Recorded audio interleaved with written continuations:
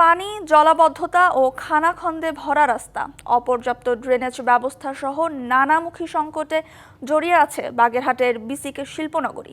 আর কাঁচামাল অভাবে বন্ধ 12টি প্রতিষ্ঠান, যার মধ্যে 9টি নারিকেল তেল কারখানা। অনেক দিন ব্যবহার নেই, তাই অনেক কারখানার যন্ত্রাংশ পড়েছে মরীচিকা।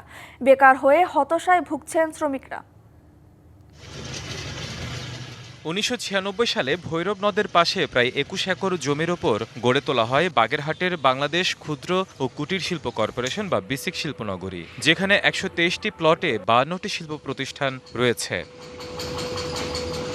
তবে ব্যবস্থাপনা সংকট ও অনুন্নত যোগাযোগ ব্যবস্থার কারণে খুব একটা কাজে আসছে না এই শিল্পনগরী। এলএমই সার্টিফাইড বিশ্বসেরা কপারে তৈরি ওয়ালটন কেবলস, যা আপনার স্থাপনাকে রাখবে সব সময় নিরাপদ। সেই সাথে কাঁচামাল সংকটে কমেছে অধিকাংশ কারখানারই উৎপাদন। বন্ধ হয়ে গেছে 12টি প্রতিষ্ঠান। নারকেলের হয় না বলেই নারকেলের দাম বেশি, নারকেলের দাম বেশি বলেই কিন্তু আমাকে তেলের দাম বেশি। তেলের দাম এই জন্য, তেল মানসি খাবে না তেল মাথায় দেবে, এই জন্য দাদা মিল বন্ধ। যারা ছিল তারা চলে গেছে, শুধু বিল, টাকা পয়সা বেতন দিতে পারছে না। মিল না চললে কোত্থেকে দেব। বিসিক কর্মকর্তা জানান, মূলত কাঁচামাল সংকটে বন্ধের পথে বেশিরভাগ কারখানা। নারকেল উৎপাদনের উপর ভিত্তি করেই কিন্তু আমাদের বাগেরহাট বিসিক শিল্পনগরীতে বেশ কিছু নারকেল তেলের মিল কারখানা গড়ে উঠেছিল।